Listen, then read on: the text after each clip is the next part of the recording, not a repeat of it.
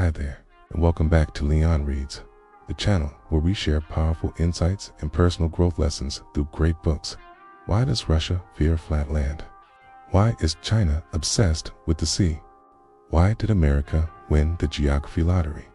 In Prisoners of Geography, Tim Marshall shows how the shape of our planet decides who wins, who struggles, and who survives. If you enjoy what you hear and want to dive deeper, we've included a link to the book in the description below. Now, let's get started.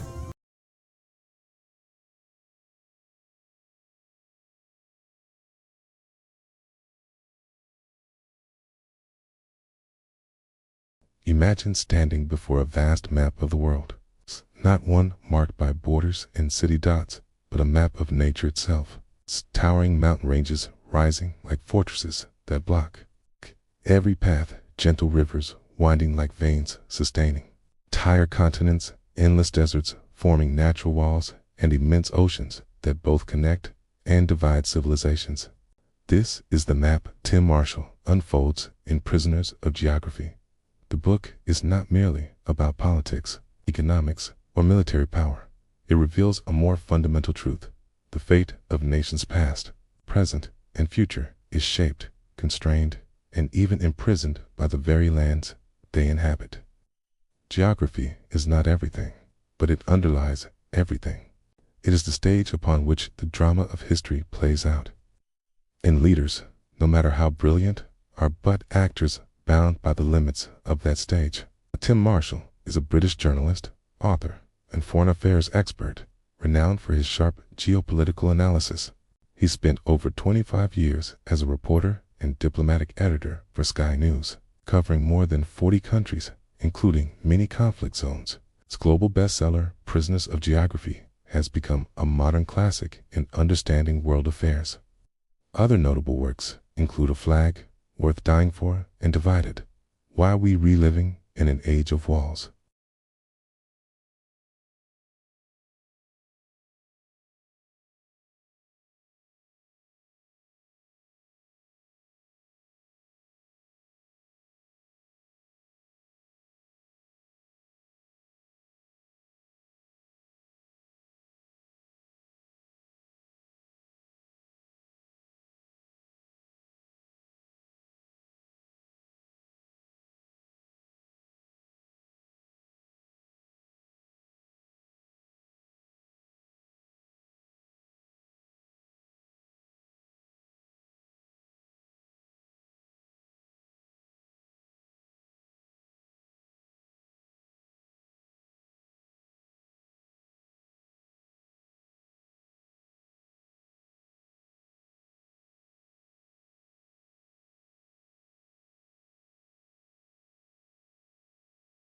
Russia, the obsession with the North European plain and the quest for a warm water port.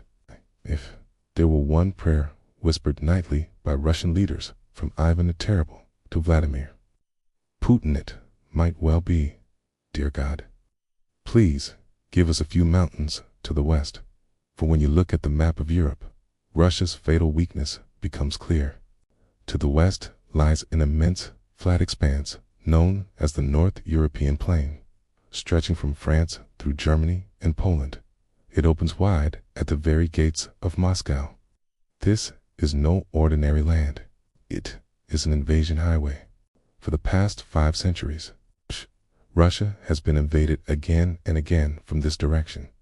The Poles in the 17th century, the Swedes in the 18th, Napoleon's French army in 1812, and the Germans twice during the 20th century. Imagine your house standing on an open road without a fence or a gate, surrounded by neighbors who are not always friendly. What would you do?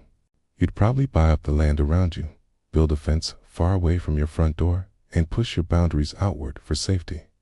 That is exactly what Russia has done throughout its history.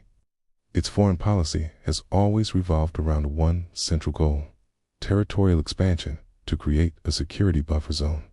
During the Soviet era, that buffer stretched as far as the center of Germany. But after 1991, when the USSR collapsed, the buffer shrank dramatically. Former Warsaw Pact nations joined NATO one after another, creeping ever closer to Russia's borders. For Moscow, this was not just a political shift, it was an existential threat. NATO, once the enemy alliance, now stood right on its doorstep. This explains why Russia reacted so fiercely in Ukraine. A Western-leaning Ukraine potentially joining NATO would erase the last remaining buffer to the southwest. The annexation of Crimea, then, was not just a political maneuver, it was a geographical imperative. Yet, Russia's obsessions are not confined to land. The country has another Achilles heel, the lack of a warm water port with direct access to the open oceans. Most of Russia's northern ports are frozen for months each winter.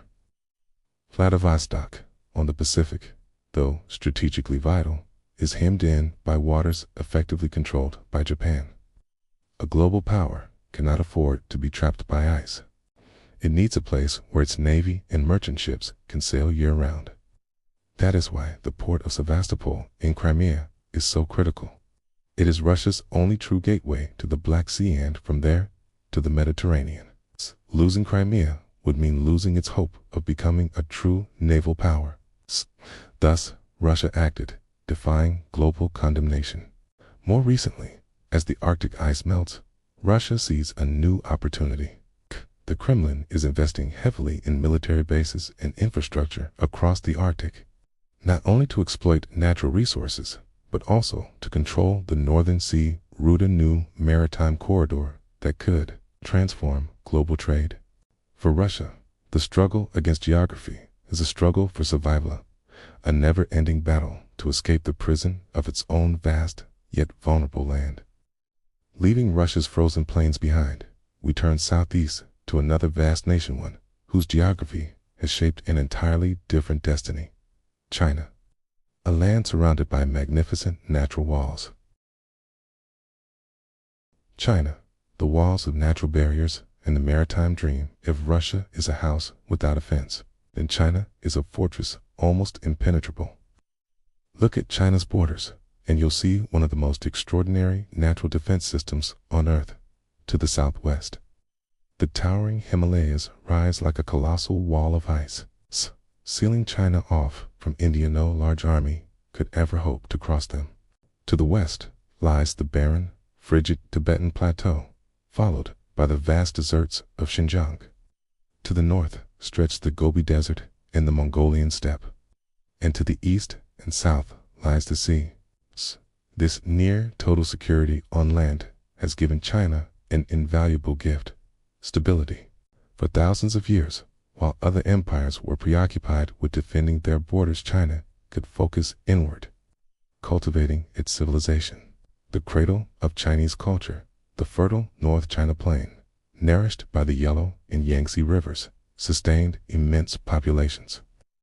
The Great Wall was not built merely to keep the nomads out, but to regulate trade and to symbolize the boundary between the civilized Han world and the barbarians beyond. This geographic safety also shaped China's mindset.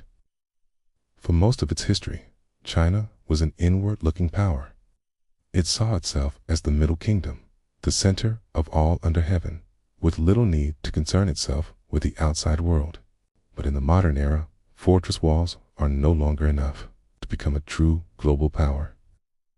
One must project influence beyond the homeland, commanding trade routes and asserting presence across the oceans. And here lies China's new prison.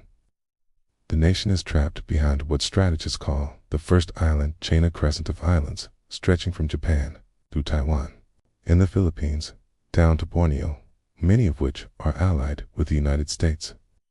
To reach the Pacific, the Chinese Navy must pass through narrow choke points, easily monitored or blocked by rival powers. Imagine your fortress is secure, yet the only door to the outside world is controlled by your adversaries. This explains China's determination to build a powerful blue water navy and its boldness in claiming nearly the entire South China Sea, which it calls the Southern Sea. The construction of artificial islands and their militarization are not just about territory or resources. They are about survival. The South China Sea is China's lifeline, the essential route for its energy imports and global trade. Control of it means freedom from maritime confinement. The Belt and Road Initiative is another extension of this grand design.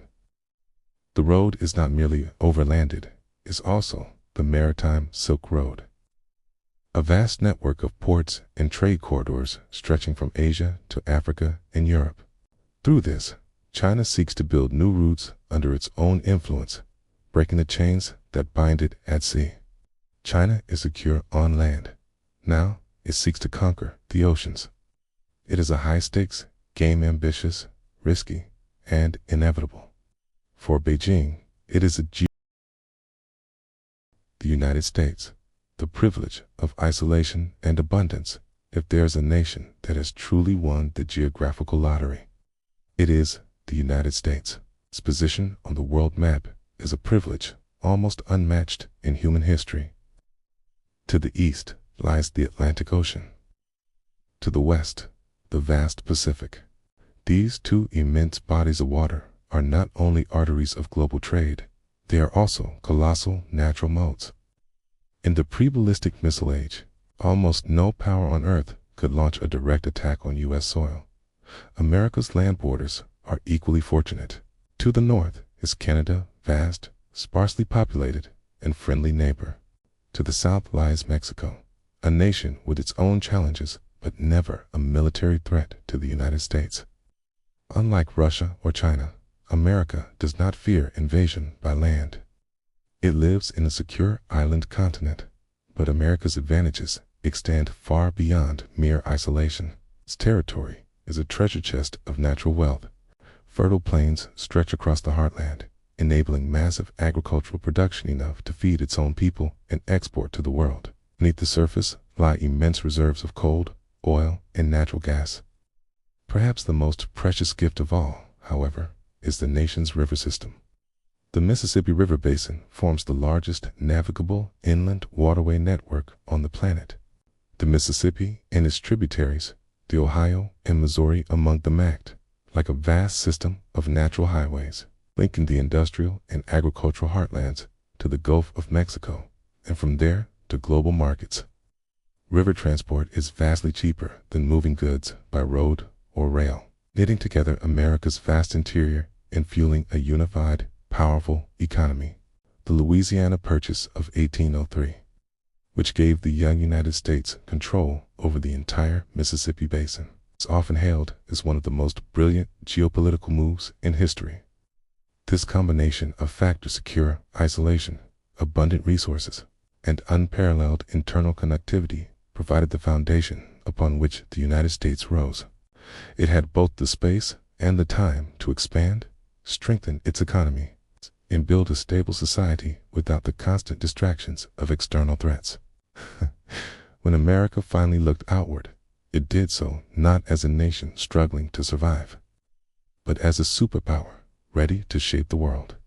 Its navy, the most powerful on Earth, was built not merely to defend its shores, but to command the oceans and safeguard global trade. Geography did not imprison the United States. On the contrary, it liberated it, empowering America to become the architect of the modern world order. Now, let us return to the old world, to a region where geography has been both a blessing and a curse, the cradle of modern civilization and the source of some of history's most devastating wars.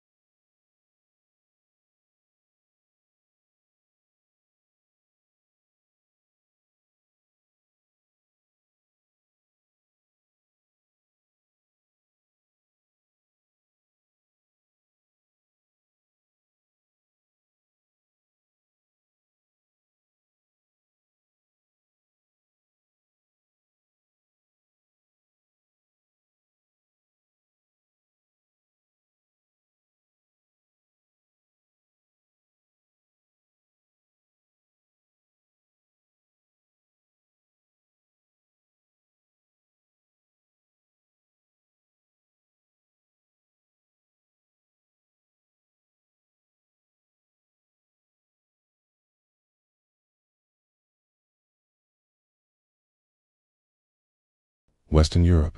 The advantage of rivers and the inherent vulnerability Europe is a peninsula of peninsulas.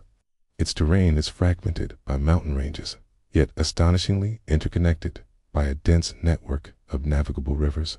The Rhine, the Danube, the Seine, and the Thames are not only wide and deep, but flow through fertile, flat plains. These rivers were the highways of the ancient and medieval worlds, enabling trade, agriculture, and the spread of ideas. This web of waterways gave birth to centers of commerce and industry, driving prosperity across the continent. A temperate climate warmed by the Gulf Stream ensured plentiful harvests. The combination of fertile soil, accessible rivers, and mild weather created an ideal environment for the rise of nation-states. Each major river became the cradle of its own civilization, producing the cultural and political diversity that defines Europe today. Yet, the very geography that brought wealth also sowed vulnerability. The North European plain, the same expanse that haunts Russia's, also Western Europe's Achilles heel.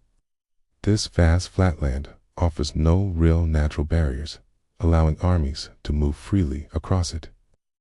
The history of Europe is, in many ways, the history of wars fought upon this plain, from Roman campaigns to Napoleonic conquests and the two catastrophic world wars. France and Germany, positioned on either end of this flat corridor, have clashed repeatedly for centuries.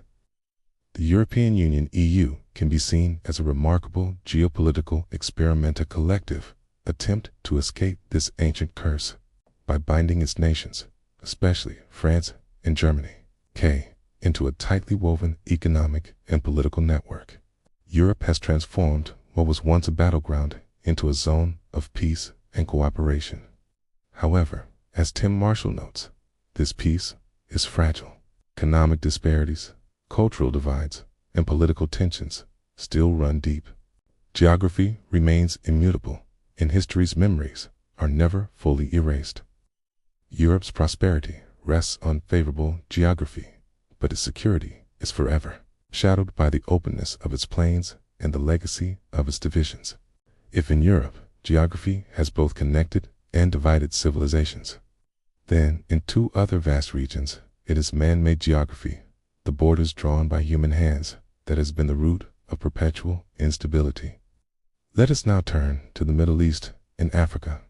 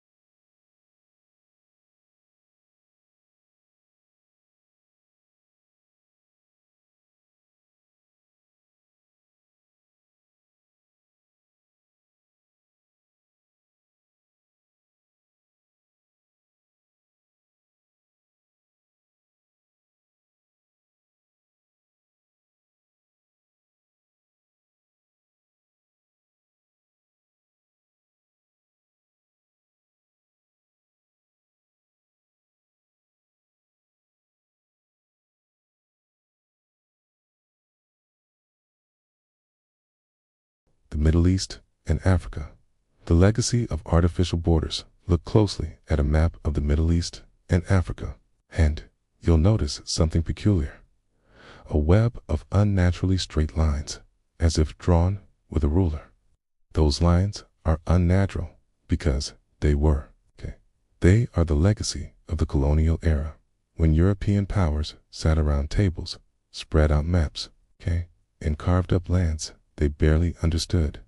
The borders they drew reflected imperial interests, not geography, and ignored the complex mosaic of tribes, ethnicities, and religions that had coexisted for millennia. The Sykes-Picot Agreement of 1916 stands as the clearest example. Two diplomats, one French, secretly drew lines across the collapsing Ottoman Empire, dividing it into spheres of influence. Out of that imperial cartography emerged countries such as Iraq and Syria. In Iraq, the British fused together three utterly different Ottoman provinces: Kurdish lands in the north, Sunni Arab regions in the center, and Shia Arab communities in the south, were forced into a single nation that had no organic unity. It was as if three feuding families were told to share one house. Conflict was inevitable, and conflict came. Modern Iraqi history is a tale of uprisings, repression, and civil war. The rise of ISIS and its dramatic declaration to erase the Sykes-Picot borders was, in essence, the most violent rejection of this artificial order. Africa's story is tragically similar, perhaps even worse. Colonial borders sliced through tribal lands, splitting friendly groups and forcing enemies together. The result? Fragile states, lacking internal cohesion, perpetually vulnerable to coups, ethnic violence, and civil wars. The Rwandan genocide, the Congo wars, and the instability of Nigeria all trace their roots back to these lifeless lines drawn on colonial maps. Natural geography had already made Africa a challenging continent. The Sahara divides north from south. Rivers are broken by rapids, making navigation and trade difficult. And the coastline has few natural harbors. But the human geography imposed by colonialism made things far worse. These nations are not prisoners of nature. They are prisoners of man-made geography. Trapped by political borders, conceived in arrogance and ignorance, our journey now continues to a subcontinent where a colossal mountain range defines its destiny and where one more artificial line has sown the seeds of perpetual conflict: India and Pakistan.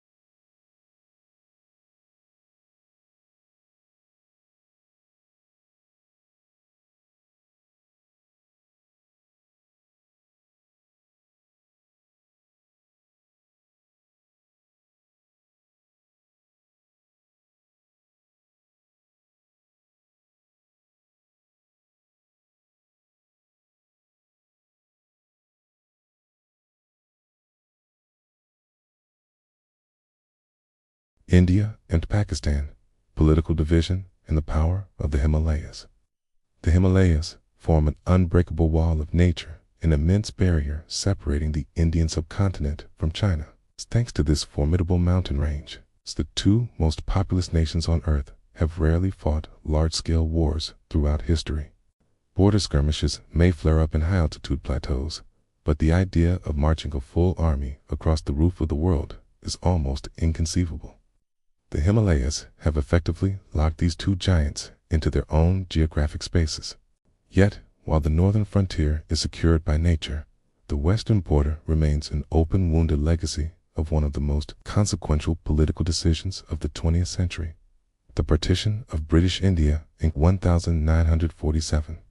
Instead of drawing borders based on geography, the departing British divided the subcontinent along religious lines, creating a Hindu-majority India and a Muslim-majority Pakistan, which at the time included both West and East Pakistan, the latter becoming Bangladesh in 1971.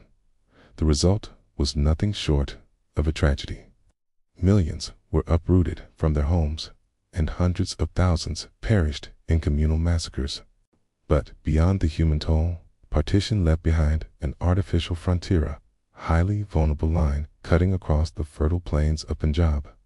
Two peoples who had once shared a land were suddenly turned into bitter enemies. Since then, India and Pakistan have fought 3 major wars and countless smaller skirmishes.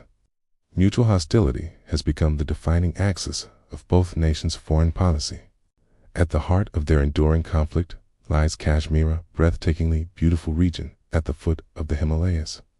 Home to a Muslim majority, but ruled by a Hindu prince at the time of partition, who chose to accede to India.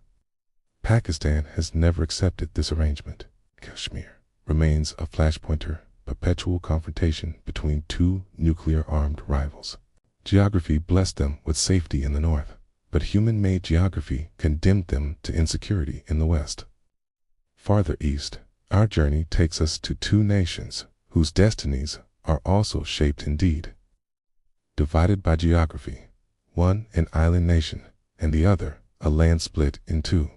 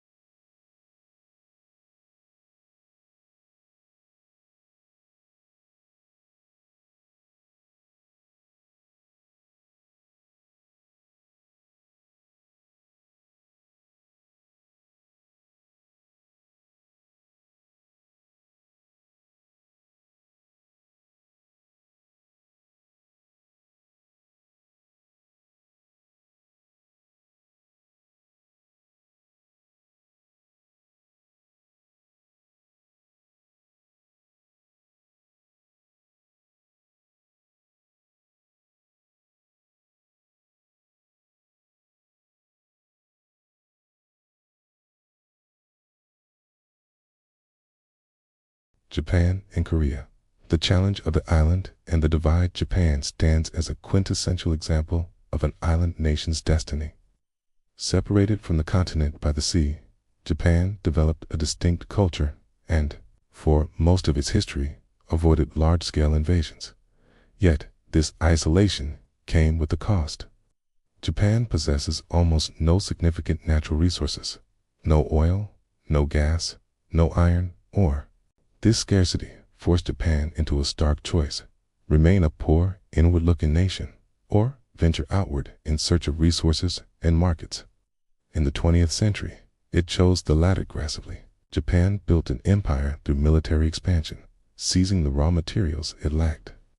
After its defeat in World War II, it pursued the same ambition through trade instead of conquest.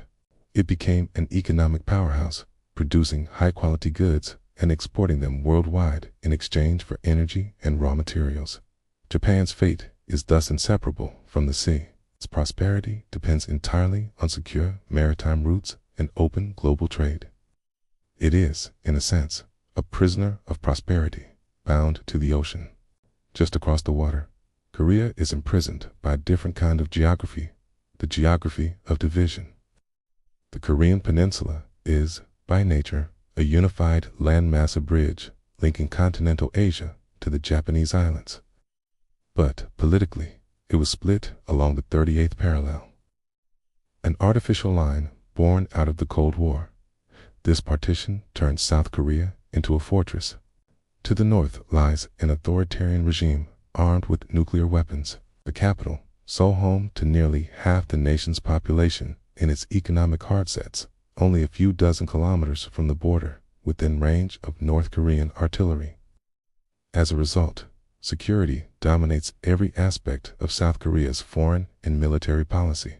The South must maintain a powerful army and rely on its alliance with the United States to ensure survival. Korea is thus a prisoner, not of natural geography, but of a man-made frontier of political reality, as dangerous as it is unnatural. From these flashpoints, in East Asia. Our journey moves to another vast and resource-rich continent, one whose geography has both blessed and isolated it, Latin America.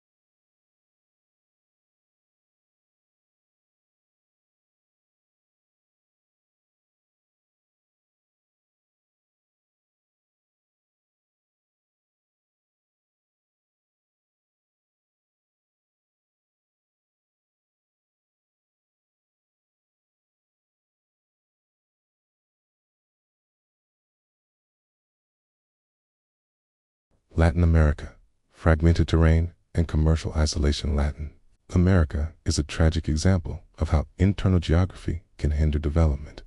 The continent is split by two massive natural barriers, the Andes Mountains and the Amazon rainforest.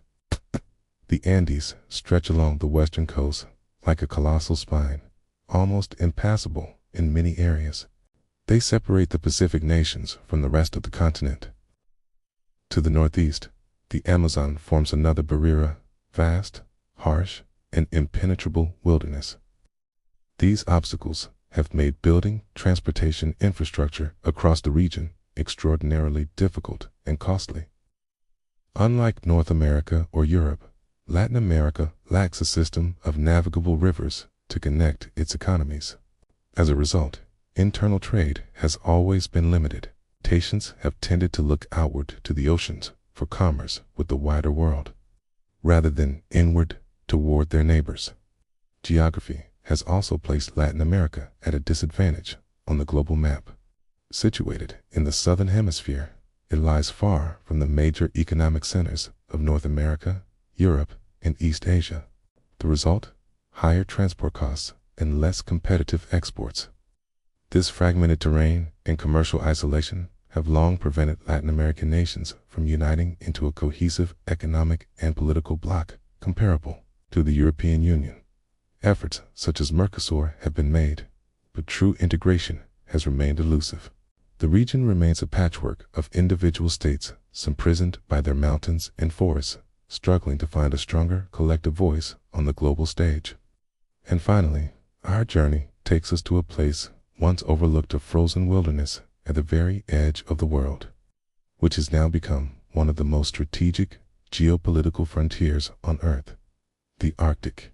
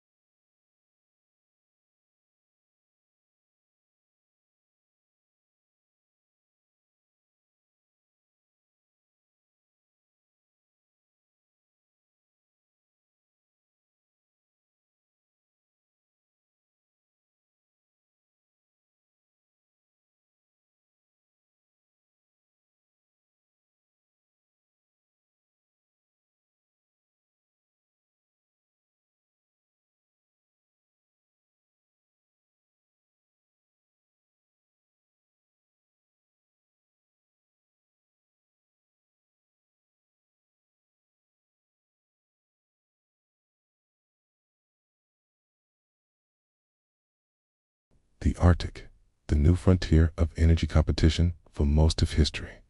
The Arctic was a frozen wasteland, remote, inhospitable, and largely ignored. It was a barrier, a realm locked away under ice. But now, that is changing. Climate change is melting the ice at an alarming rate.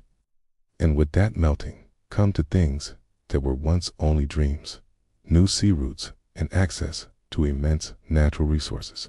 The Northern Sea Route along Russia's coast and the Northwest Passage through the Canadian archipelago are gradually becoming navigable.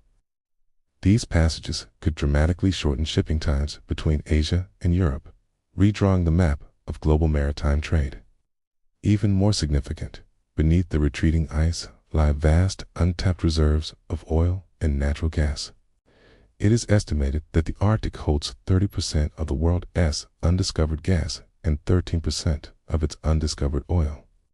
This has transformed the Arctic from a frozen afterthought into a new gold rush, fierce arena of competition among the great powers.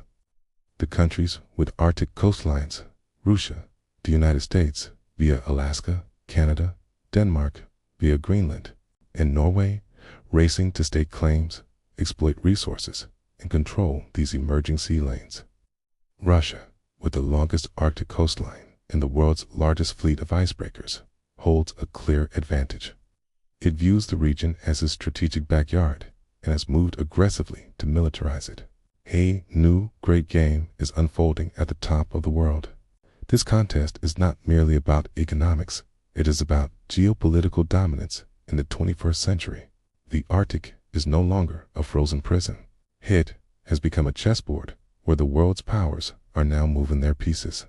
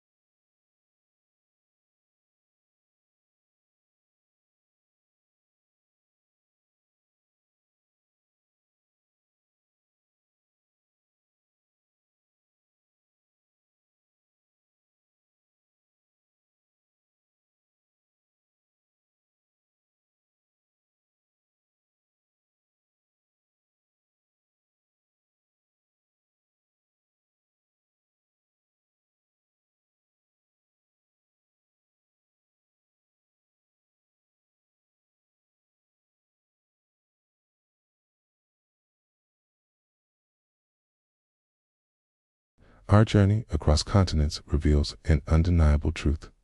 Geography is a fundamental force, silent yet powerful player on the global stage.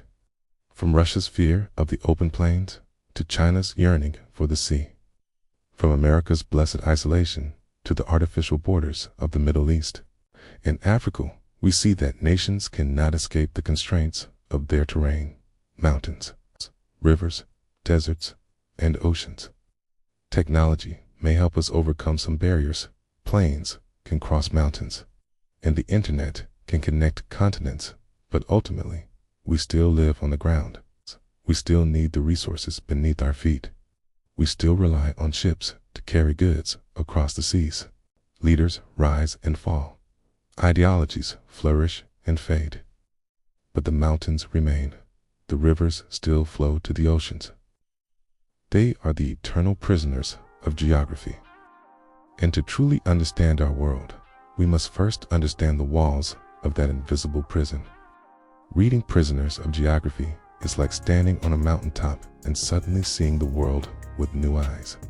It reminds us that beneath every headline, every political speech, every military movement lies something far older and more powerful than ideology, the land itself. Marshall doesn't just explain maps. K reveals how rivers, mountains, and coastlines shape our ambitions, fears, and conflicts. The book is humbling. It makes you realize that while humans build empires and write constitutions, it is geography that sets the stage, silently guiding every decision, every alliance, every war. What struck me most is how timeless this truth feels. In an age obsessed with technology, artificial intelligence, and digital connection, we still depend on the same rivers for trade, the same straits for oil, and the same mountain passes for defense. The earth hasn't changed, only our illusions of control have. Marshall's writing also evokes empathy, helps us understand why nations act as they do, not as villains or heroes, but as products of their terrain and history. Russia's insecurity, China's maritime ambition, America's confidence, Europe's complexity, Africa's wounds all begin to make sense when viewed through the lens of geography. To me, this book is not just about politics or borders. It's about humility. It reminds us that the world is not something we fully command. It's something we inhabit temporarily on a vast and ancient planet that doesn't bend to our will. When you close the final page, you feel both smaller and wiser. Smaller because you realize how much of human destiny is carved by mountains and rivers we did not choose. Wiser because you finally understand that to change the world, you must first understand the ground beneath your feet.